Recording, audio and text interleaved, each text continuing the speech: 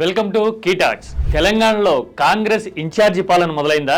మీనాక్షి నటరాజన్ వచ్చిన తర్వాత కేబినెట్ విస్తరణకి రంగం సిద్ధమవుతూ ఉండటము, రాష్ట్రంలో పరిపాలనకు సంబంధించి కూడా కీలక మార్పులు చోటు చేసుకోబోతున్నాయి అనే సంకేతాలు వస్తున్న సమయంలో అసలు ఏం జరుగుతుంది? హైకమాండ్ ఎలాంటి కొత్త స్ట్రాటజీకి తెరదీయబోతోంది? డీటెయిల్ గా చూద్దాం. అంతకంటే ముందు డోంట్ ఫర్గెట్ టు సబ్స్క్రైబ్ కీటాక్స్.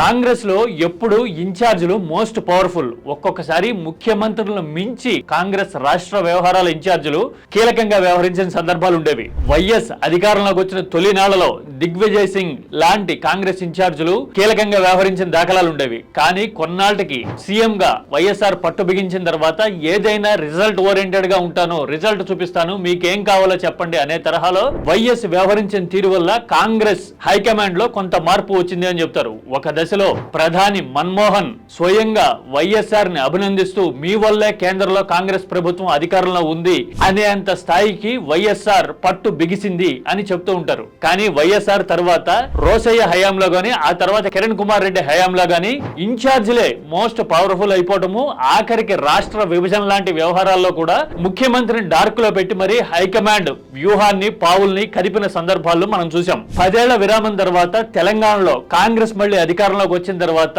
ఇచ్చిన హామీల్ని, తనదైన ఎజెండాని దూకుడుగా ముందుకు తీసుకెళ్ళడానికి రేవంత్ ప్రయత్నం చేస్తున్న సమయంలో రేవంత్ రెడ్డిని రాహుల్ గాంధీ కలవడానికి ఇష్టపడడం లేదని, అపాయింట్మెంట్ దొరకలేదనే ప్రచారాలు చాలా సార్లు జరిగినాయి. వీటన్నిటిని రేవంత్ సూటిగా ఘాటుగా ఖండించారు. ఎవరికి ప్రూవ్ చేసుకోవాల్సిన అవసరం లేదు అని కూడా అన్నారు. అయితే కాంగ్రెస్ రాష్ట్ర వ్యవహారాల ఇన్ఛార్జిగా హైకమాండ్ కి రాహుల్ గాంధీ కోటరీకి సన్నిహితులుగా పేరున్న మీనాక్షి నటరాజన్ వచ్చిన తర్వాత తెలంగాణలో రాజకీయ పరిణామాలు అనూహ్యంగా మారడం మొదలైంది. దాదాపు ఏడాదిన్నర కాలంగా పెండింగ్ లో ఉండి అందరిలో ఆశలు రేపుతున్న కేబినెట్ విస్తరణ అనే అంశం ఇప్పుడు కదులుతున్నట్టుగా కనిపిస్తుంది. తొందరలో విస్తరణ కూడా జరుగుతుంది అని చెప్తున్నారు. అయితే 3 తీసుకుంటారా, 5 తీసుకుంటారా, మంత్రుల శాఖలో ఎలాంటి మార్పులు చేస్తారు అనే ఆసక్తి, ప్రశ్నలు చాలా ఉన్నాయి.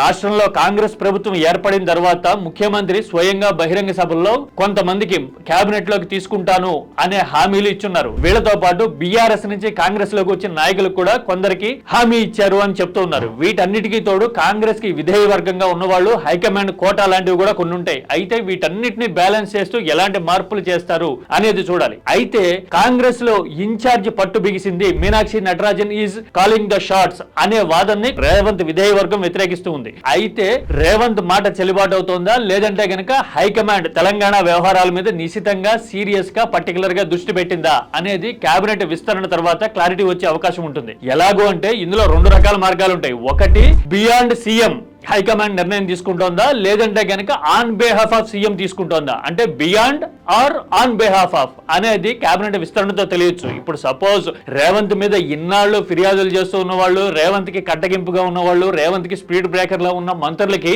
ప్రయారిటీ అలాగే ఉన్నా, లేదంటే ప్రయారిటీ మరింత పెరిగినా గానీ హైకమాండ్ పట్టు బిగిసింది అనుకోవచ్చు. అలా కాకుండా రేవంత్ అభీష్టం ప్రకారం కొన్ని మార్పులు జరిగి కొందరు సీనియర్లు రేవంత్ కి ఉప్పు నిప్పులో ఉన్న వాళ్ళు అప్రాధాన్యమైన శాఖల్లోకి పక్కకి తొలగితే గనుక ఆన్ బిహాఫ్ ఆఫ్ సీఎంఏ మొత్తం హైకమాండ్ హ్యాండిల్ చేస్తోంది అని అనుకోవచ్చు.